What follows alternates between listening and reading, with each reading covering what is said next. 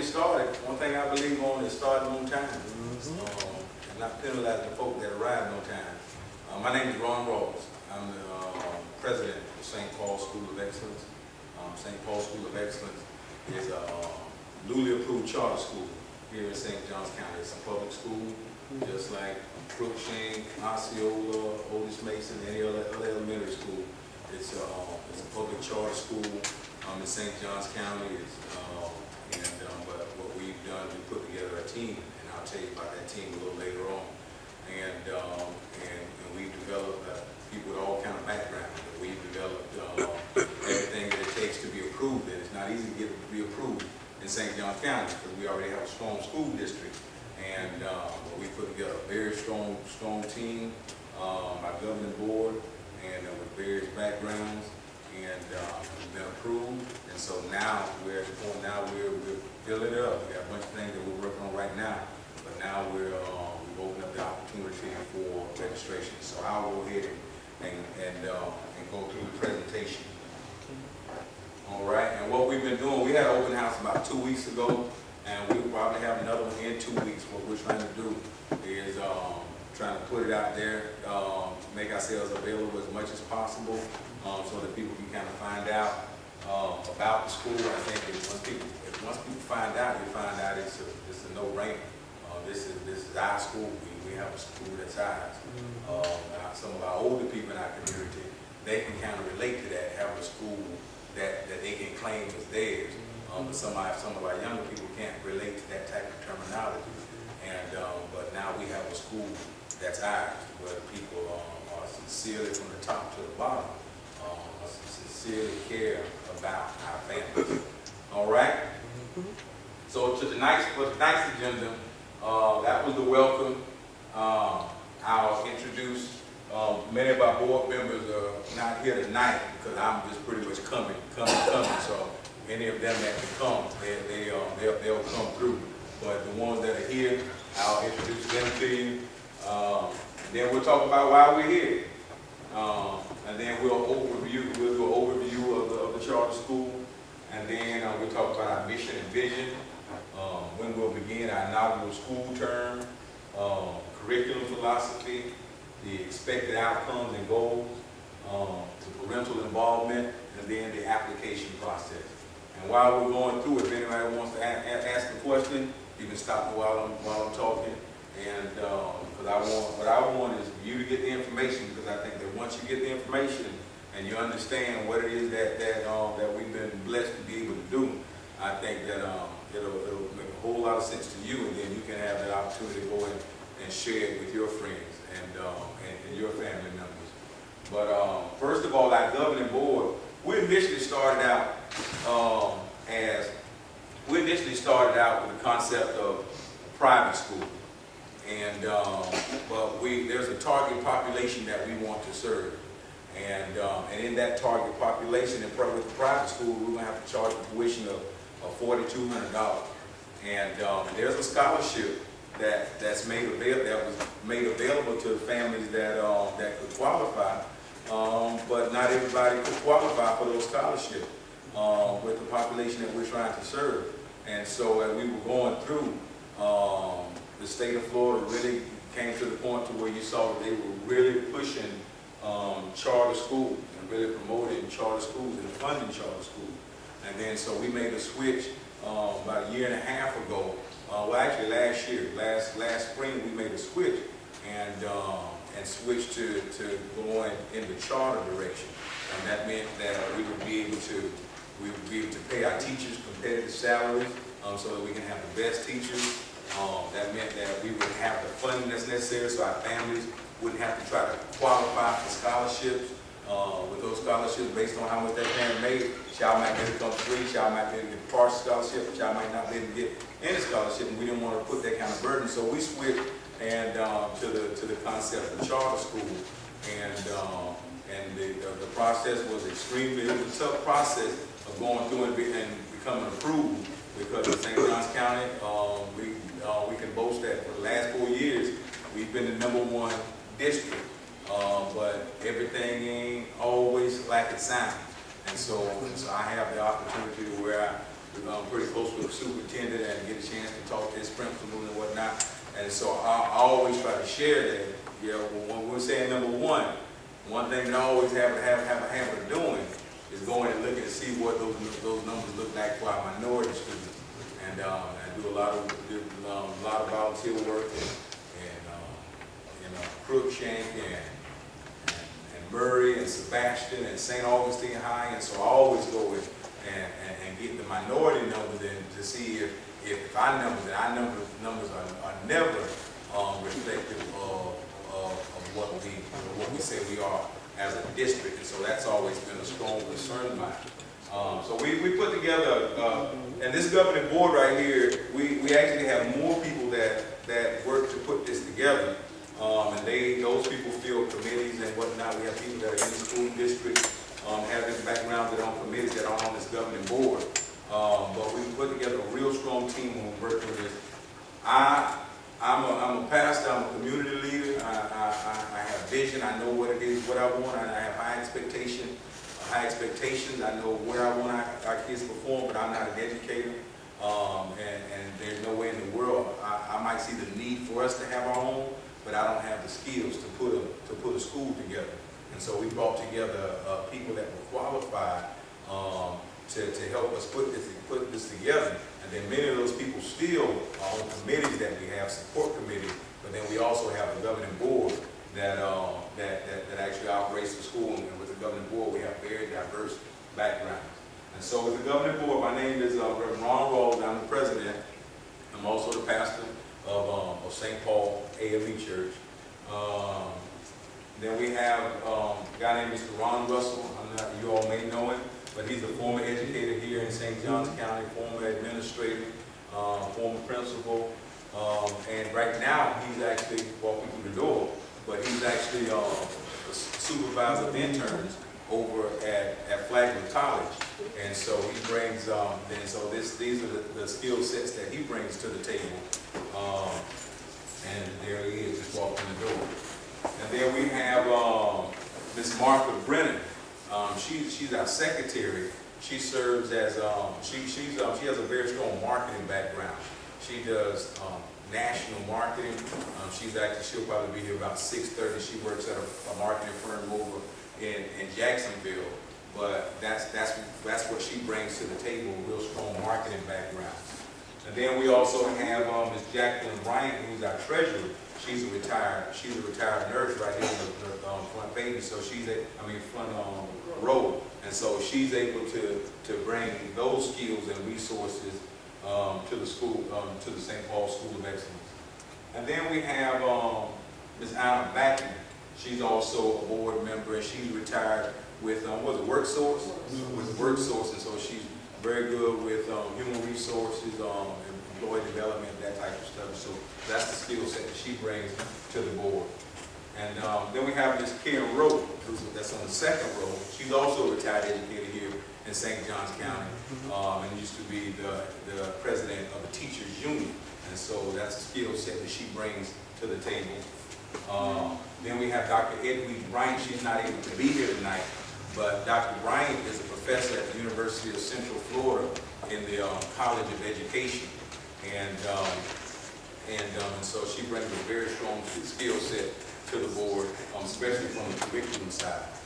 And then we have Dr. Ben Thomas. He's the chair of our sustaining board, and basically they have a responsibility to raise money so that our kids can have the state-of-the-art equipment.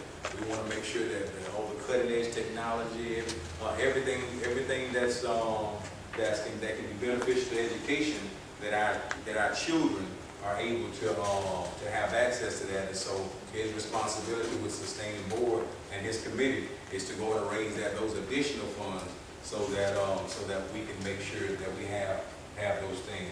There are a lot of field trips and things like that we plan to take the kids on. They have a responsibility of bringing in all the additional funds. And then Mr. Sid Knoll, he's our attorney.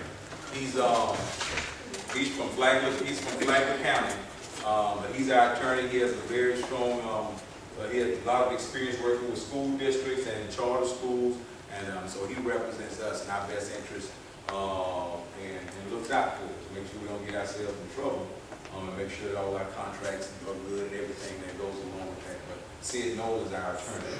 And then we have Mr. Rudolph Tyrone Randall. He's been hired as our principal. I think you all might know Mr. Randall right here on the second row. But he has a very strong track record of doing what it is that we're trying to do. He's retired now, but he's been a principal at Murray. He's been a principal at St. Augustine High, and I think it was a couple before that. At the Gaines first, then Murray, then St. Augustine High, and so he's going to serve as our principal. So that's the governing board and the principal. Now, why are we here? As I explained earlier, I love us, I love our kids, I love our community.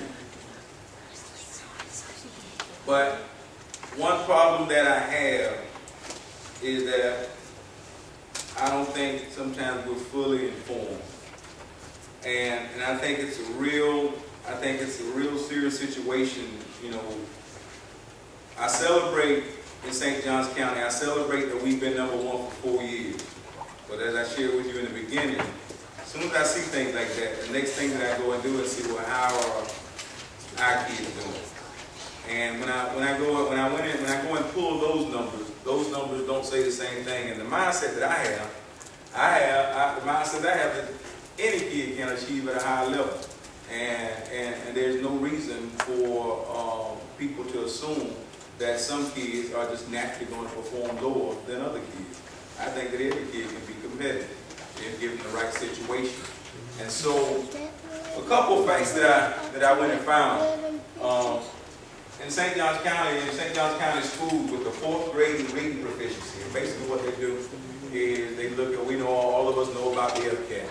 And what they do is, Shirley, can I say something in your ear real quick? Shirley, can I say something in your ear real quick?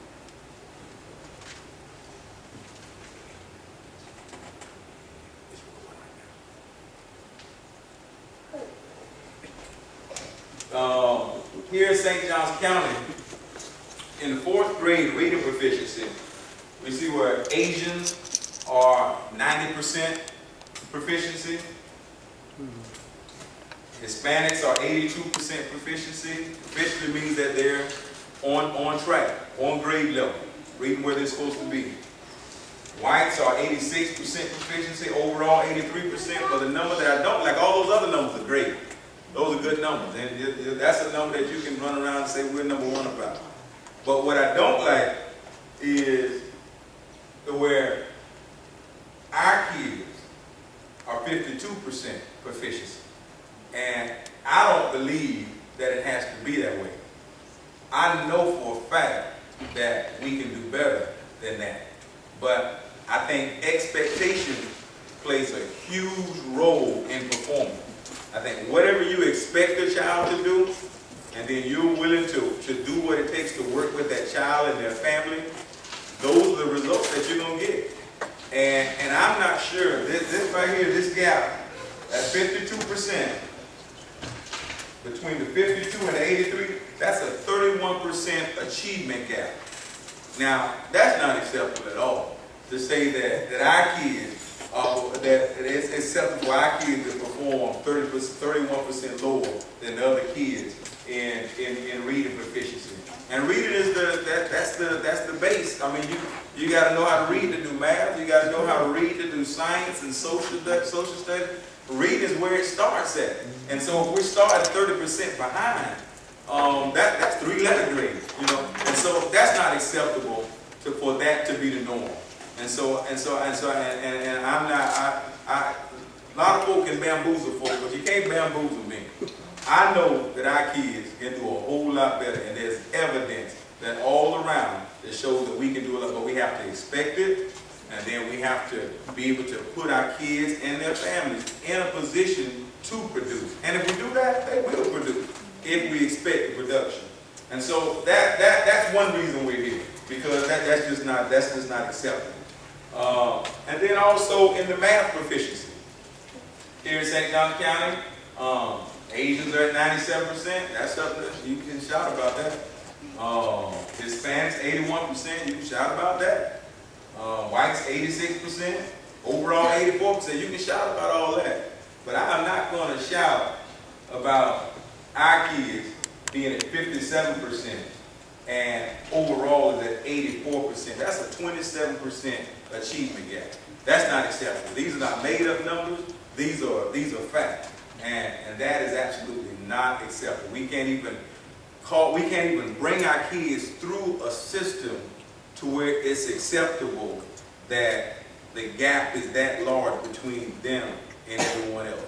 We have to be able to do what it takes to put our kids in a position to compete with everyone else, because once they finish school, once they're out of high school and all that, now where the level that you can compete at is going to determine how successful you're going to be at in life.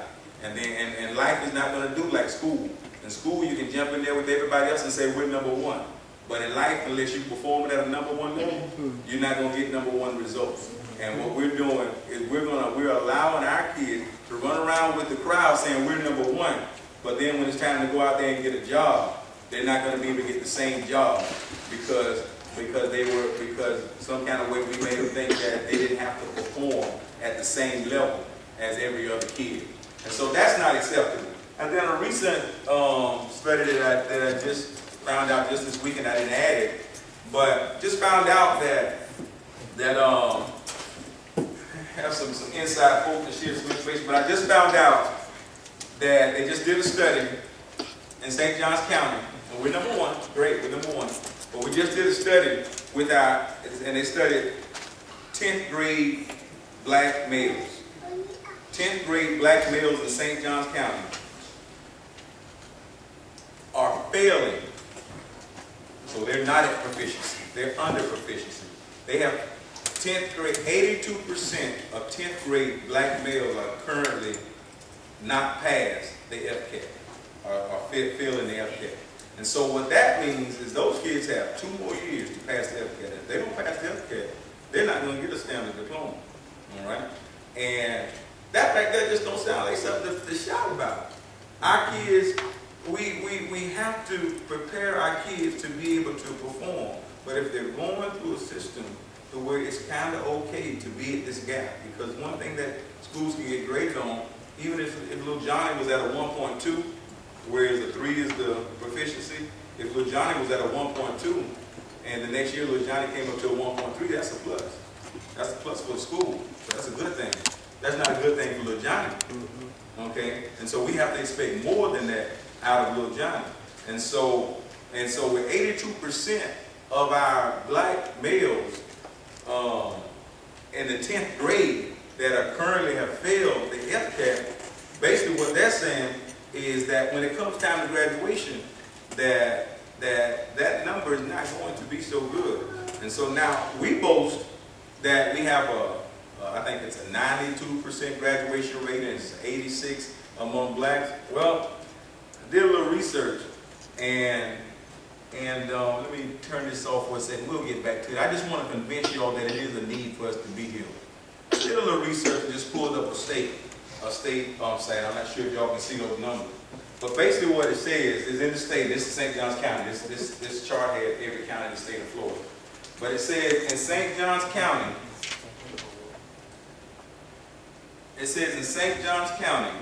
I guess I got to stop doing that. Pull it in a bit, man. Pull you out the way. So in St. Johns County, what it says is overall, the graduation rate is, it says that overall, the graduation, well, it's over here. Well, right here is for whites. Overall, the graduation rate is 95% for whites, 78% for blacks, then 85 for Hispanic, 93 for Asians, and so on. Okay, so you say 78 is that's not too bad, not great, but not too bad. But let's just look at our area where we are, the target population that we're shooting at. Now, blacks this is the rule for blacks. Blacks at Creekside, they're graduating at 100%. So that helps out that black number. Blacks at Barton Trails graduating at 82%. That helps out that number. Blacks at Pico Menendez, 97. Blacks at Nice, 84. Blacks at St. Augustine Highway, most of our kids will end up going, that's 66%. And so that's not as great. And so what we have to do is be careful when we're running around here talking about we're number one. We need to make sure we're talking about we and not they. And so that's the reason why we're here today, to make sure that we can say we're number one. Make sure that we can say that we're graduating with the standard diploma, and then we have a choice what we want to do. If I want to go and learn a trade, if I want to go to college, whatever it is, I have a choice. But I graduated with a standard diploma. And so that's why we're here today. Now, anybody can identify a problem. Anybody can walk around and say, that's a problem, that's a problem, that's a problem. Everybody can talk about how rough things are and how things need to get better. Everybody can say that. All right? But what we're here to do is say, you know what? We put together and we thought about this thing, and we're offering a solution to our problem. We're saying that we know that our kids can achieve higher than these numbers are saying, and we want to catch our kids from an early. That's why we didn't start out with we didn't come and present a middle school charter school or a high school charter school. We wanted to catch them from the beginning and start molding those minds real early and get it done. And so we're here to offer solutions. We think that what we put together in the partnership that we can have with the community is that we can produce children that doesn't have to operate in that huge achievement gap, but we can produce children that can compete at the same levels. And I know we can do it. Does anybody here think that some kind of way that folk with dark skin can't compete at the same levels academically? I mean, somebody might have some proof. I don't think anybody has proof. We can compete with anybody, but we have to make sure that we understand what is it going to take in the environment that we need to create to get the production out of us. And so we identify the problem. We say that, hey, we have a solution, which was not easy to get to this point. It was very difficult to get to this point. But because we put together a quality program, it couldn't be denied. All right? The choice is up to you. So, the charter school. It's a public tuition-free charter school in St. Johns County. Free. You can't get any better than free. It's free. If you wanted your child to come to St. Paul School of Excellence, it's free. Just like if your child, well, I guess you have to be zoned to go to other schools, but wherever your child is zoned, if you want your child to go, you don't have to pay anything. And this is the same concept. It's a free public school. Any child that wants to go to St. Paul School of Excellence has to apply and be accepted. And when we accept it, simply, I'll explain that a little bit later on. But it's free. You can't get any better than free. All right? And then it's authorized by the St. Johns County School District and the Florida Department of Education. And so we are recognized as an official public school. Just like any other, it's ours. This is ours. And we are recognized as an official public school. We have a contract with the St. Johns County Board of Education. I told you, our attorney, we were approved back in September, but we had to agree on a contract. And so we went back and forth, and we were just approved at, this is March, at the, in January, no, in February, we were just, our contract, we just agreed on our contract, and so now the contract has been signed by us and the school board, and so now what we're doing is continue to put everything else in order, but we are absolutely legit and contracted with the St. Johns County Board of Education. What we'll do is, in the end, we'll serve kindergarten through the 5th grade, in the end, all right? But I guess, well, we'll show later, but right when we start out, we're going to serve K through 2, all right? And then we're going to roll 3rd the next year, 4th the next year, 5th the next year. So those kindergartners that come in, you know, they'll be there next year. So next year, as long as every student stays that's admitted this year, next year we'll only admit kindergartners. Those kids that are already admitted don't have to reapply anything. They are lions, all right, in the St. Paul School of Excellence, and then we'll admit kindergartners from that point on. If we have empty spaces, we will put out applications for other kids, but that's so our mission. St. Paul School of Excellence will prepare lifelong learners to use determination, innovative thinking to be creative and curious about their world. Our vision. We will expect academic excellence from our students as well as personal investment from their families. This is the kicker. This is the crux of what we're doing. We believe that it takes, well, we all know the phrase, it takes a village to raise up a child. All right, now I firmly agree with that. But I think even as it relates to a child learning, I think that the whole family has to be involved. I don't think it can just be the child. I think that the parents at whatever level, the whole family has to be involved in that child's education and buy into success. You gotta have parents that say, "No, I'm sorry, little Johnny, see, not good in this house." You know, it doesn't matter where the parent is. It doesn't matter if that parent even graduated from high school themselves. Sometimes my kids do homework, and I'm gonna be real with you, I have to get on the internet and try to figure out how to do this stuff that they're doing. But what we're going to do is we're going to empower the family to be able to help that child with their education. That family, just like you see over in just like we talked about earlier, some of our older people in our room, you know, they have these schools that they love. They love R.J. Murray. They love Excelsior. They love this Harris over at Hazen. That was their school. And what we want is to create a situation to where the same kind of pride, where our parents are serving in leadership roles in our schools, serving over or as head of the PTA, you know, serving in all types of capacities. That's the face that you see. Doesn't matter what that parent, what the background is, but we prepare that parent to be a leader. And so we believe that the parent's going to have to make a personal investment, and the family's going to have to make a personal investment. But between us, the child, and the family, we know that we can produce a child that's prepared to achieve at a high level. St. Paul School of Excellence is committed to establishing a culture of pride and integrity within our community.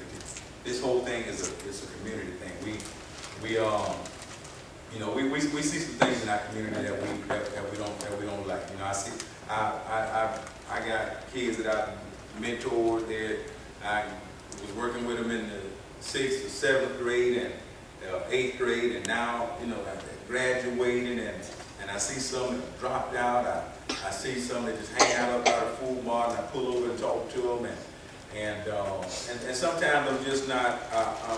Sometimes I'm just not proud. You know, when I see kids that I know have potential, that I know could have done well, but just for some reason, just not inspired to do well.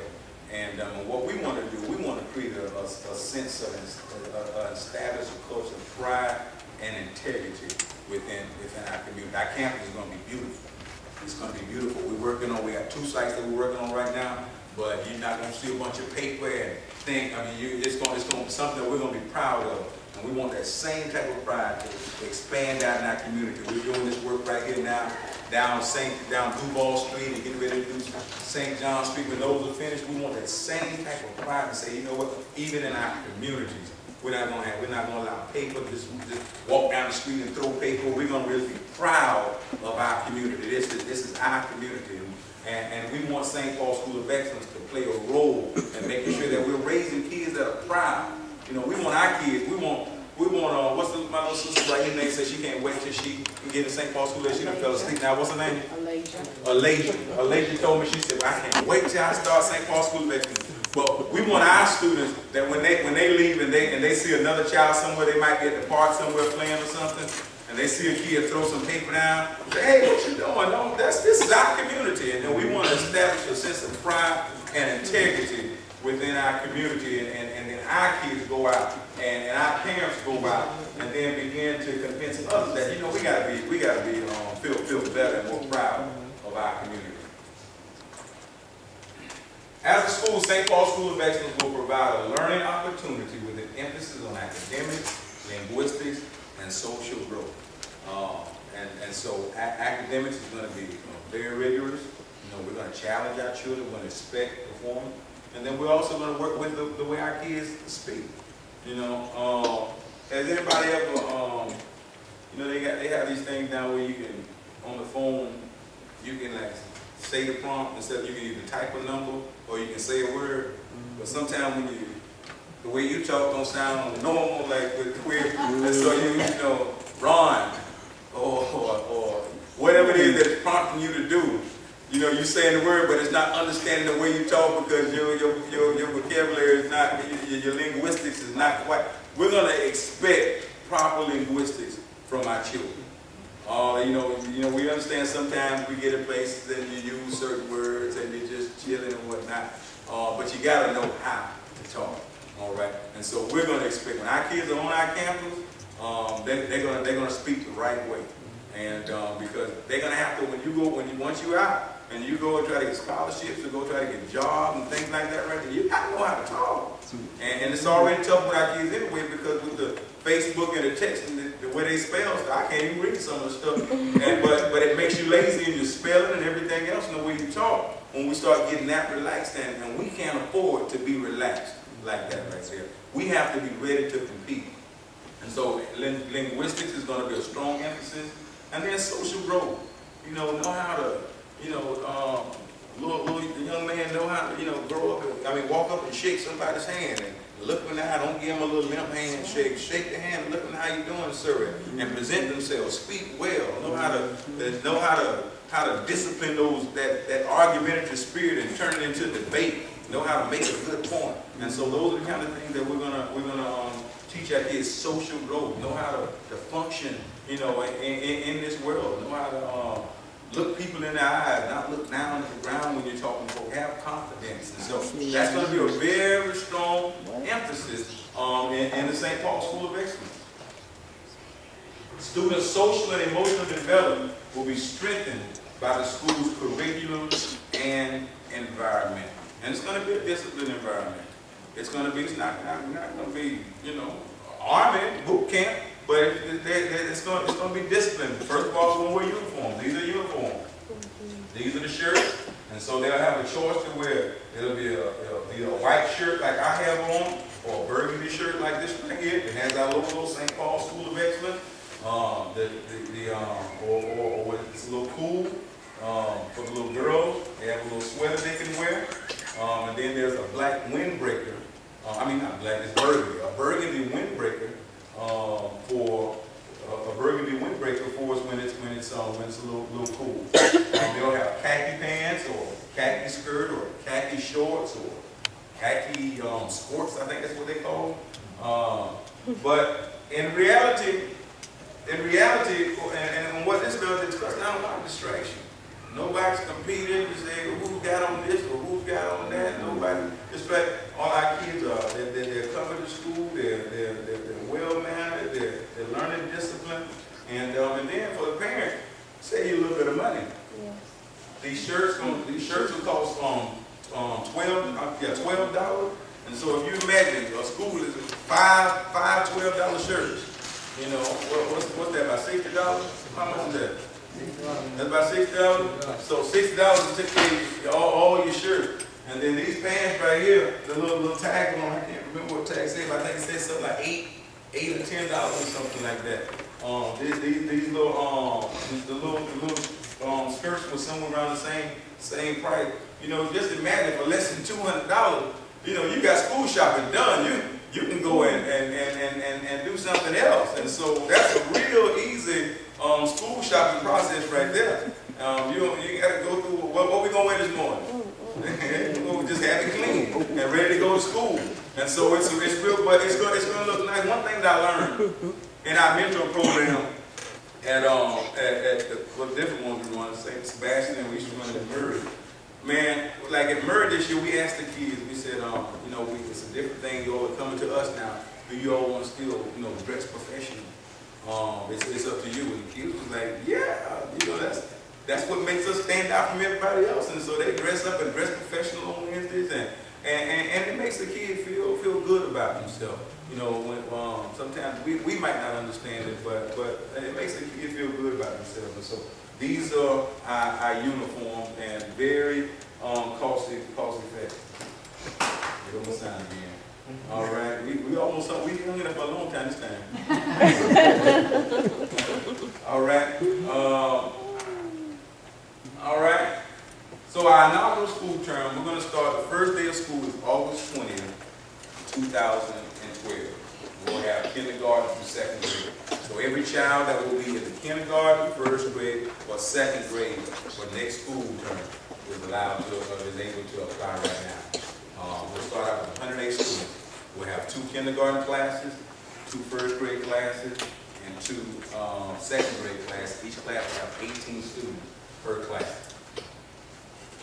All right, and in order to apply for kindergarten, you got to be age 5 by September 1st, 2012, and first grade you have to be age 6 by September 1st, 2012, and have to have successfully completed the kindergarten. All right, and you have to be a St. Johns County resident. All right, so our curriculum philosophy: reading, math, science, social studies, language arts, music and arts, and the last piece we're going to have I know we're going to be county renowned, but we might be state renowned or world renowned, but we're going to have an awesome 50 boys, at minimum 50 boys youth choir, not choir, well, chorale.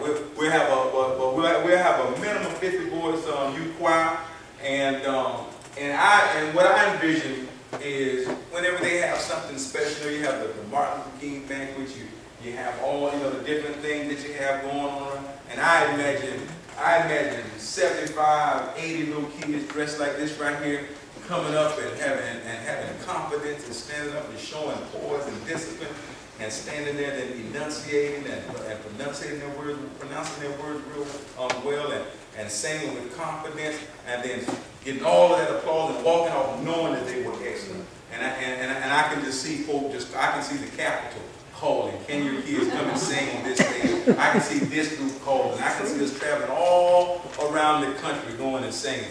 And I think that's going to be our little trademark right there. You have FAM has their choir, Bethune-Cookman has their choir, Edward Waters has their choir, and St. Paul School of Excellence, we're going to have a world-renowned choir that we can just be proud of and stick our chest out. All right, but now in kindergarten, these are the expectations. Like I told you, you got to have expectations, and you got to expect this of all your students. Our students will be able to read in kindergarten. Students will be able to read independently and understand what they are reading. Students will learn how to write and space between words. Students will write and understand whole numbers 1 through 20. Students will be able to develop strategies for addition and subtraction facts.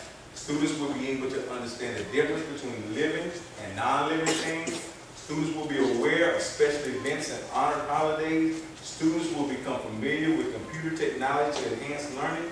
Students will understand the importance of homework assignments to reinforce skills. Students will be exposed to and enriched by educational field trips and languages and exposed to. That's the bottom. That's going to be the bottom. That's going to be the bottom that our kindergartners are coming out of kindergarten with. We're blessed because because we're charter school, we can set up our schedule the way we want to set it up.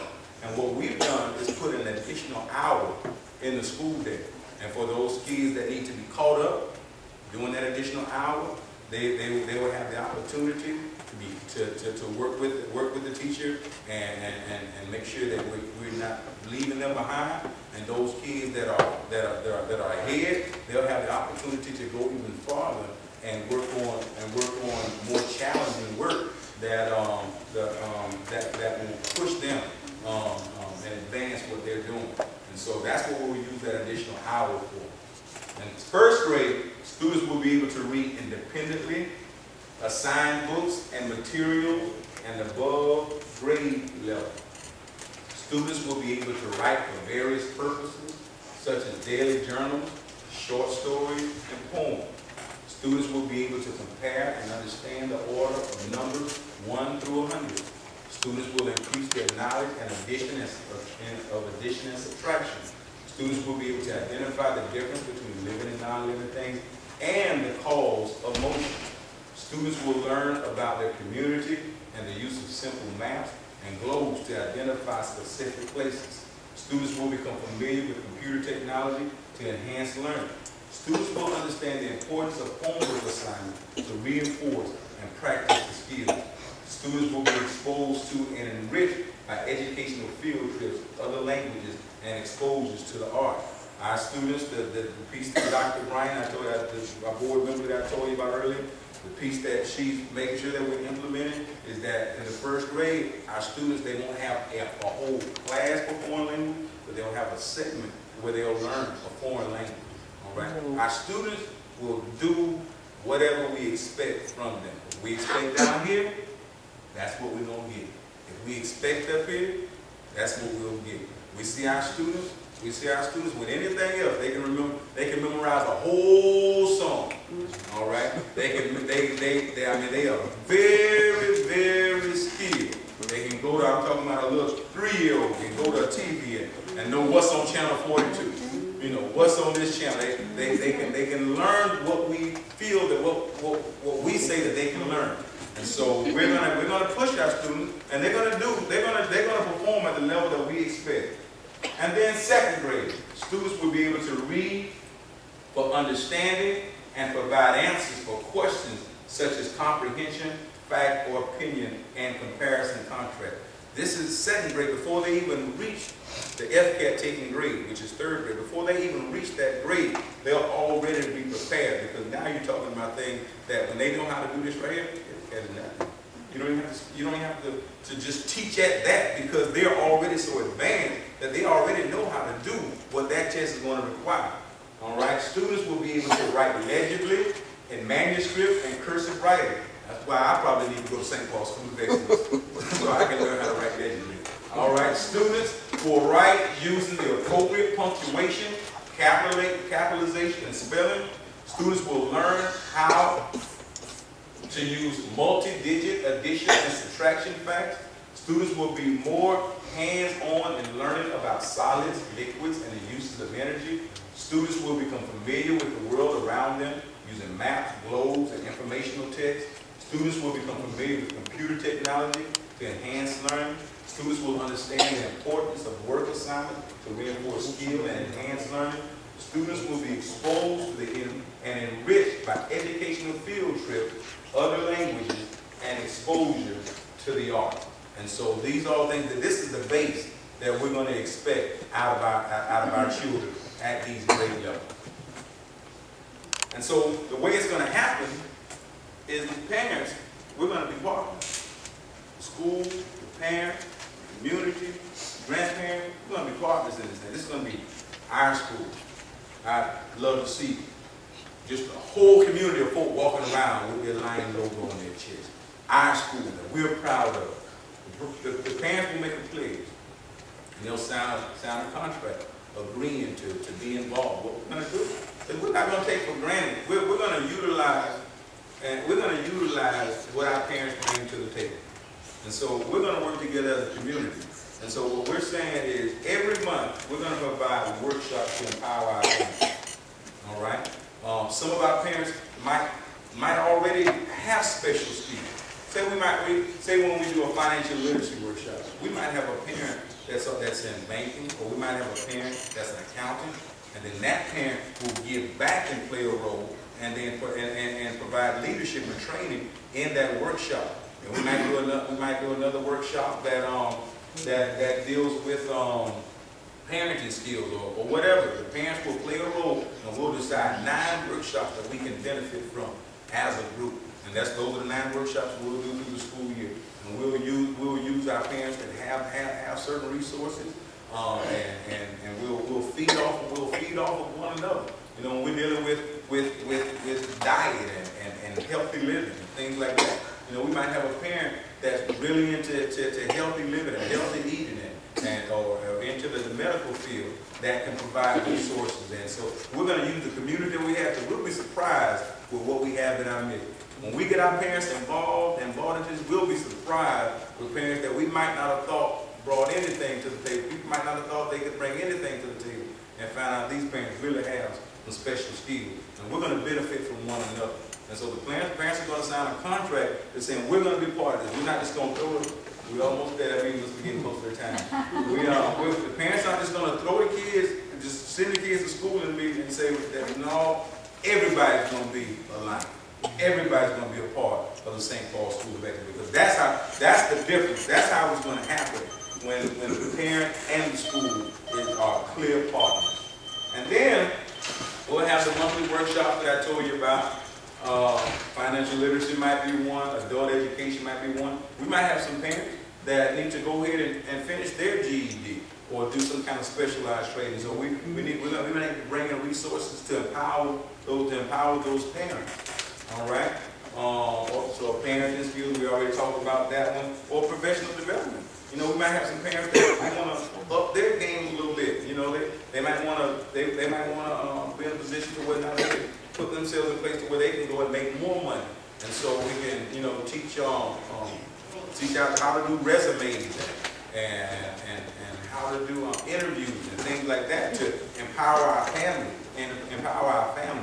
and so those are the kind of things that we're going to do with those empowerment workshops, because the stronger and the more empowered we can help our parents to become, and the grandparents that are taking care of the children, the stronger household that child is going to live in. It's going to help them produce. And so we're going to feed off one another in this thing right here. One thing that we'll be doing is every day the child will have a sheet that goes home with them that shows, just give a little brief synopsis, a brief review of this is what was done today.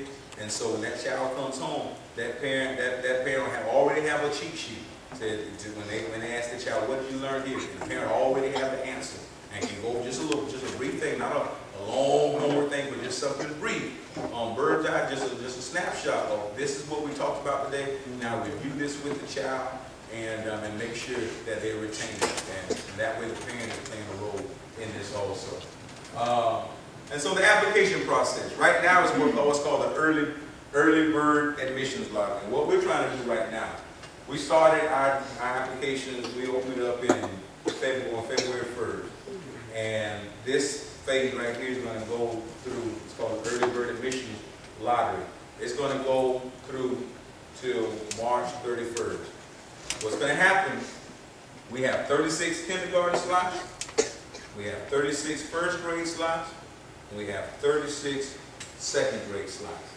And so let's say that by March 31st, everyone that's applied, if we get 30 kindergarten applications.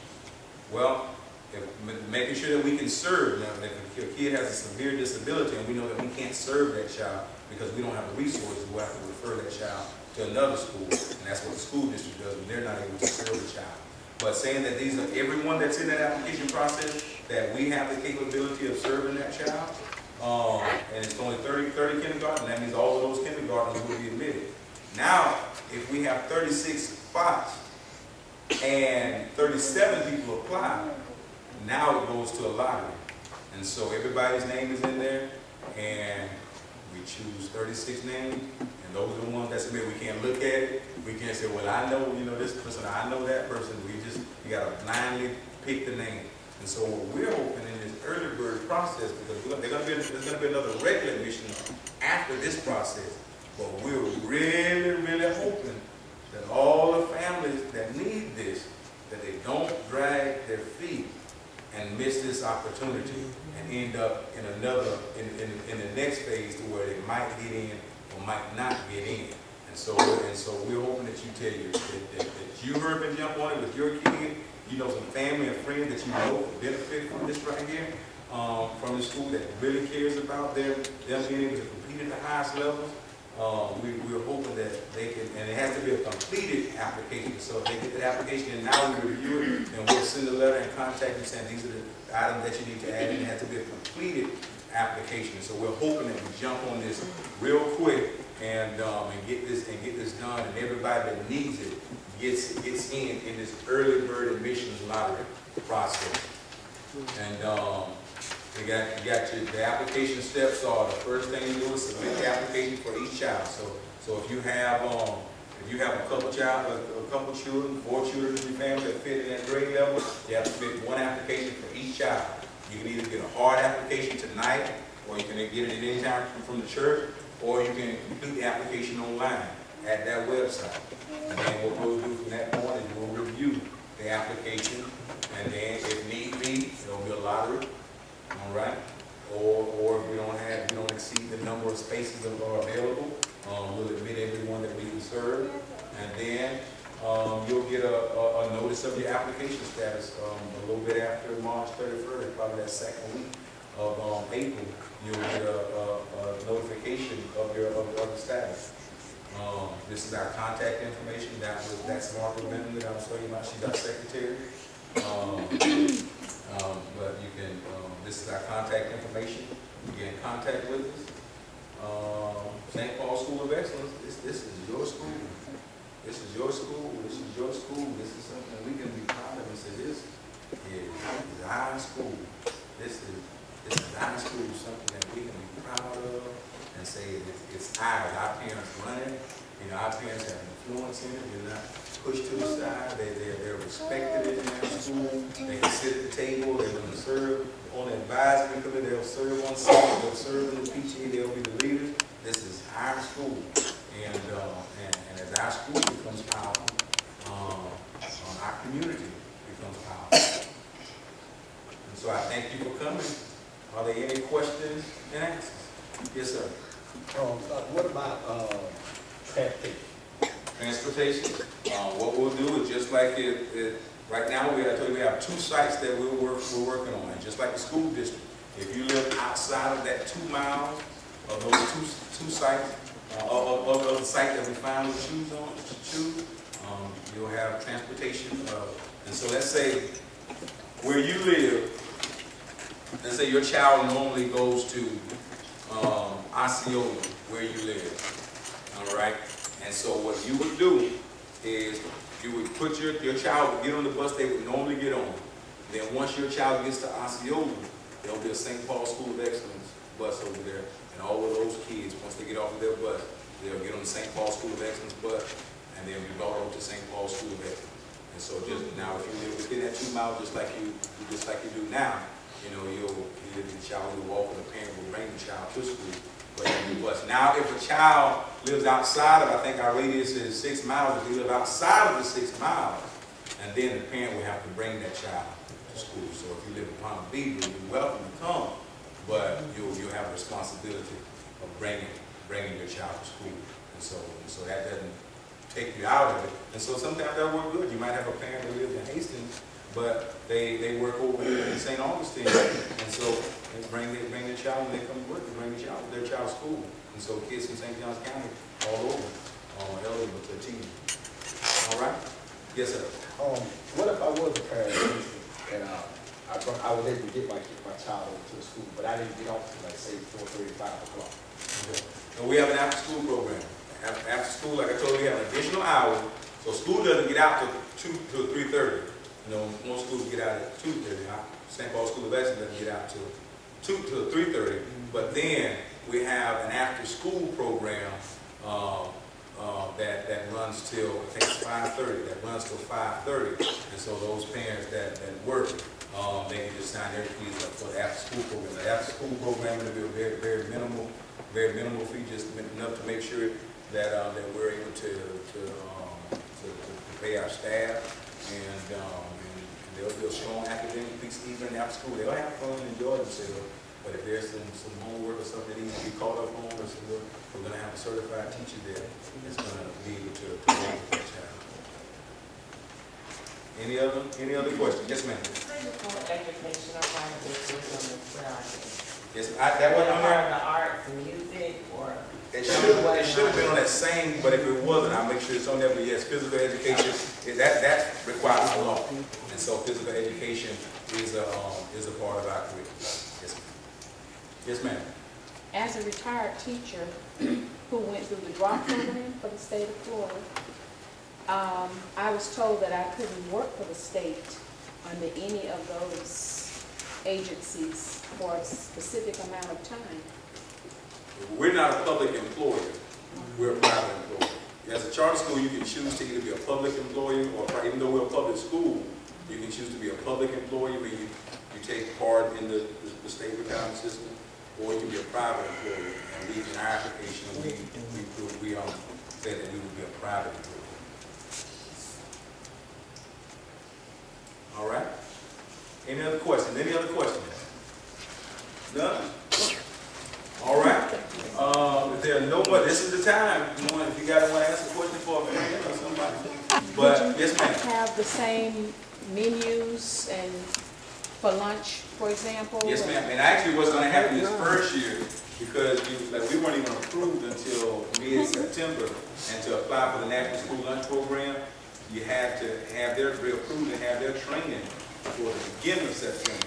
And so what we're having to do this first year is piggyback with an elementary school that's near us, and then what we'll do is they'll get credit for all of our numbers, but when they prepare their meals, we'll transport them over to our school, and we'll still serve them hot, but they'll actually prepare the meals, so it'll be the same meal. Right.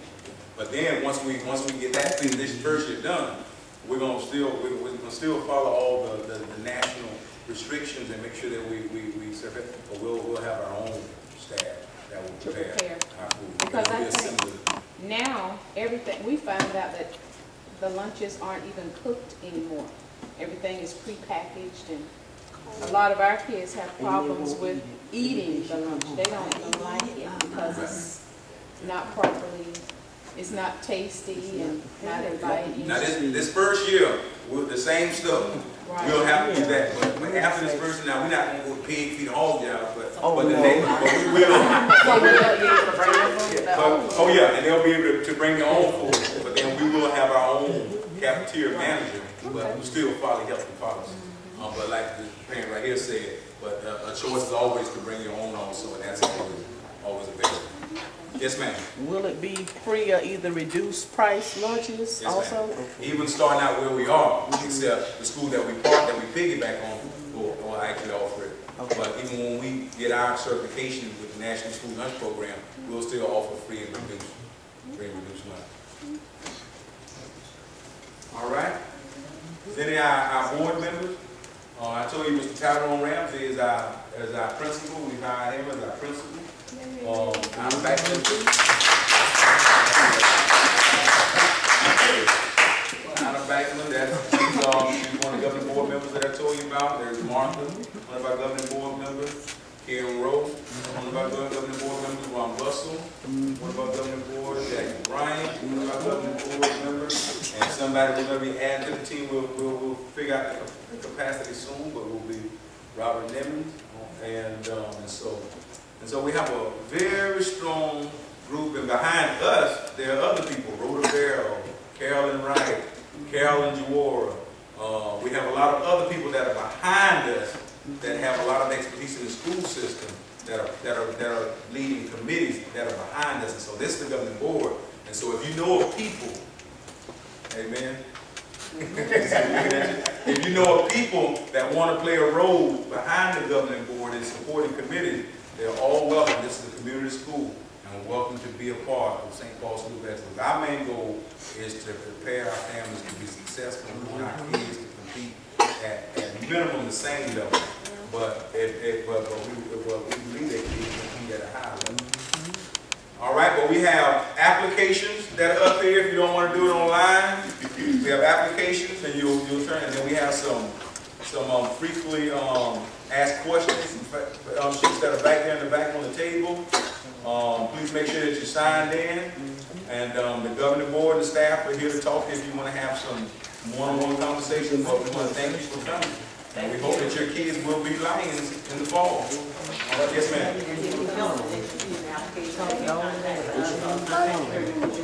Yeah, if you need assistance completing the application, all you do is contact us, and we'll be happy to work with you. The application's up here on the table, or you can go online.